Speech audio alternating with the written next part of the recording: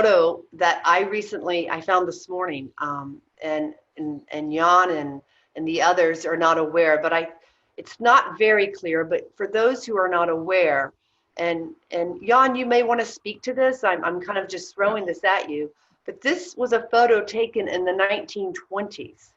Yeah.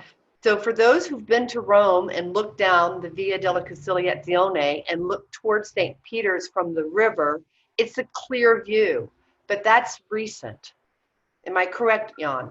Yeah, that is exactly it. And the reconstruction was done by Mussolini, and so he built that, like today, pretty monumental Via Conciliazione, so the road of reconciliation, right, between state and church. The thing is that he kind of destroys the symbolism that Bernini had in mind. So what Deborah found here is beautiful. As you can see that had you walked from the city center out to St. Peter's, and you would have to cross the Tiber River because the Vatican is technically outside the ancient city walls, you would approach St. Peter's and you wouldn't really see it, right? You wouldn't know where to go. I mean, you would know where to go because you see the obelisk, but you wouldn't really see. You would go through these narrow streets. It would be relatively dark, high palaces, and you would have to go through, find your way, and you're like asking around, like, where's that? Oh, that okay, that little road there.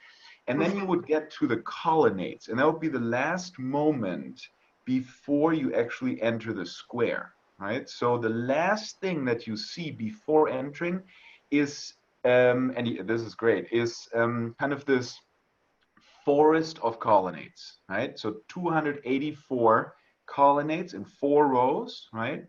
All around it, kind of surrounding the square. And you could actually not see through it, right? So you would just see the colonnades, and you would maybe get a glimpse, like you get a little glimpse if you walked around, you would get a little glimpse of the facade. You're like, whoa, you'd be surprised what to see. So then you would step into the colonnades, so the last forest, right? The last kind of darkness, and then you would step out onto the largest open square, like architecturally framed open square in Rome.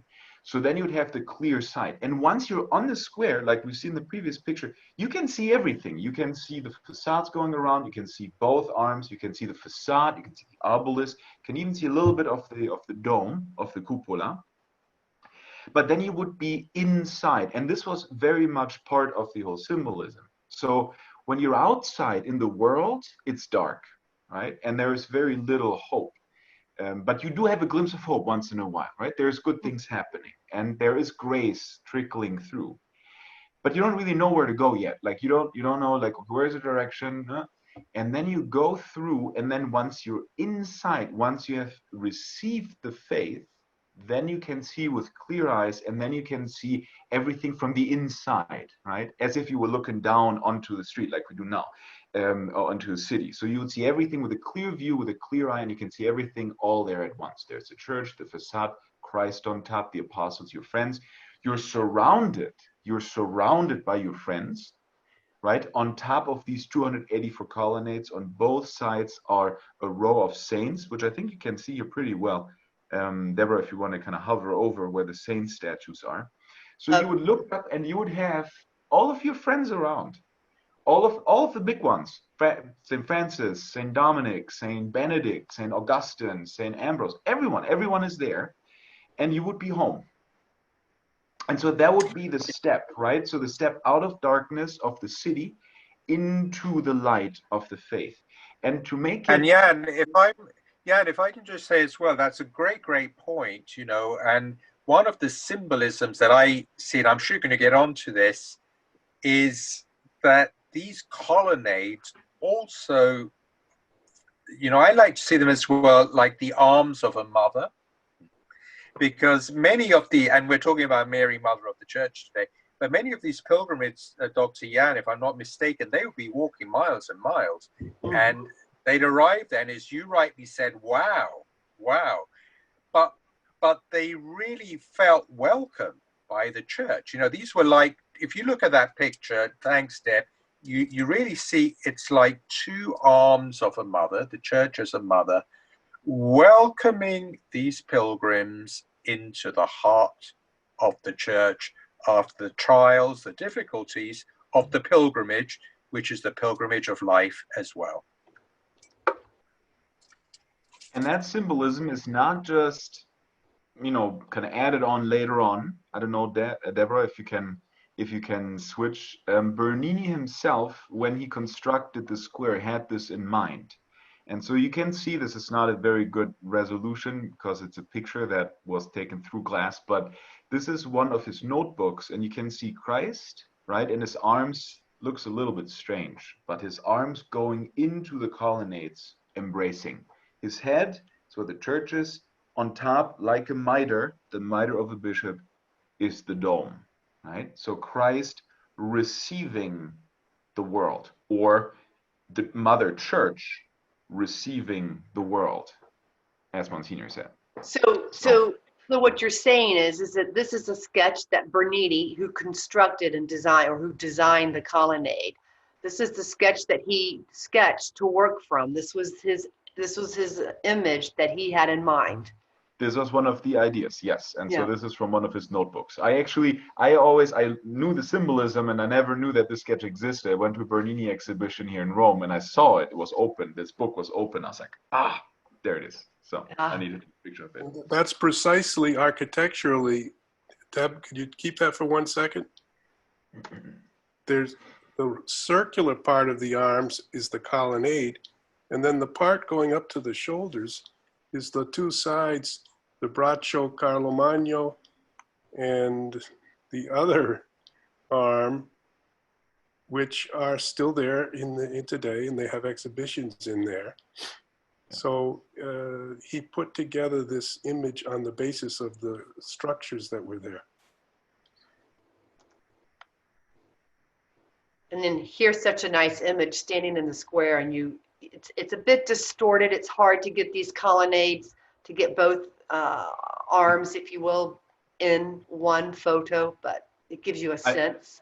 I think it actually works pretty well. So they have, so there you see it very clearly. And so the middle is the obelisk, right? So I think if we do more pilgrimages together, you'll realize that the obelisk is also an important waypoint. Before the time of Google Maps, right, the pilgrims needed to know where to go. And so many popes, among them Sixtus V, put up obelisks or large columns in the city to have waypoints for the pilgrims. So no matter where you would enter the city, you would always know where to go next, because an obelisk would kind of stick out. So here the obelisk obviously is also a symbol of the ancient wisdom, right? And so on top of it, as you see so often, is a cross. So it's the ancient wisdom that is retained. So the wisdom of nature, the wisdom of the pagans, if you will, about man. But that's not really all. That's not really all there is.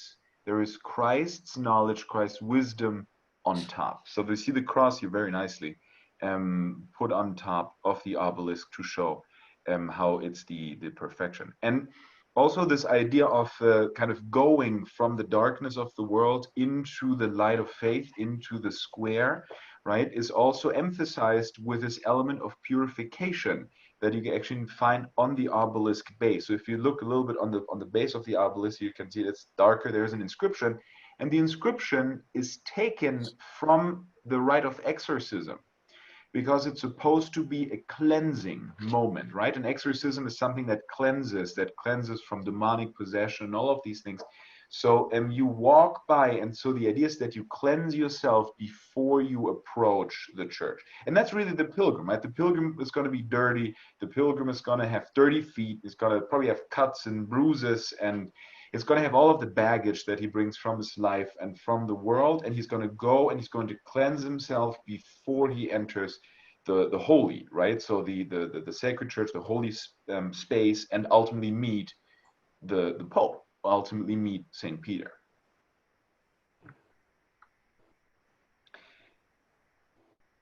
Perfect. And so there we go. There you have the new picture, the new Via Conciliazione. So you can see that unfortunately the symbolism is lost, but nonetheless you still have the openness somewhat extended. And let me tell you that from mass events, big masses such as the funeral of John Paul II, that I was there before, having the Via Conciliazione is very, very useful because you can fit many more people on it. Don't think that I actually made it onto the Via. It was packed the night before, so I didn't even make it onto that street. But that street helps, for big events, masses, and so forth, to create a little bit more space for the pilgrims and for the faithful. So this is a photo that maybe many of you have seen before. It's pretty iconic, this view, I should say. And for those who don't know, it's taken from the cupola at the top of St. Peter's Dome. You are able to ascend to the top, and so a lot of people take this iconic view, this photo. I could say just one or two quick things. The press office is at that where the red dot is. Right there. It's in that building there, right at the top of the street. Then over to the left where there's some trees. If you go to the left there, yes. To the left of that is a building where many cardinals live. And right there at the top left was where Joseph Ratzinger lived for 20 years before he became Pope Benedict. That was his little terrace there. Yeah, and this building here, right here, is where Cardinal Arenze lives. And there's congregations in those buildings. The congregation for bishops is on the other side there. Also for liturgy. And for liturgy. Is right here. And so and there's also Vatican offices down here. Yes. So even though we're outside of Vatican territory, the Vatican has buildings in the city of Rome. So then over to the right, Deb, you could show the Santo Spirito Church, which is that white. Right here. Right there, yes. Where the red dot is, that white facade. That was built by the Germans, the Saxons. And so it's called Santo Spirito in Sassia. And then next to that, that structure there, that next big building, yes, that is the central headquarters of the Jesuit order, Curia Generalizia of the Jesuits. They have dozens of Jesuits living there and working in Rome. So this is just a beginning of a tour into the Vatican, but we're gonna go across the piazza. I think there's something we should show everybody in the square, Jan. Uh-huh. Yes, very good. So this is what I talked about before. So this is the view from the so-called Centro De Le Colonate, which means center of the colonnades. And so Bernini constructed the colonnade such that it's an elliptical form, actually. So it's basically, you have to imagine the square as having a square in the middle and then two half circles on each side, right? When you look at it, you'll see that. And so from here, you can see through one of the half circles. And so what you can do, as a little girl does here, is you can stand there and you can see outside. Right? So, and that's the idea. When you stand outside, it's hard to look in. But once you're inside, you can see everything that's on the outside. And that's that idea of clarity that the faith gives, right? So faith that perfects knowledge, that perfects your soul, right? In perceiving. Because now you suddenly understand, suffering is not just suffering. Suffering has a meaning. Suffering has salvific power, right? And then you understand, oh, that's why Christ had to suffer, because he turned suffering into something greater. And so this is the idea. So you stand inside once you've entered the square, once you've seen once you've made that step into the faith, then you can see everything that lies on the outside, also everything that lies behind you. Your life makes sense, your path makes sense, and everything on that path, all of the steps lead up to where you are, which is here, which is in the heart of the church.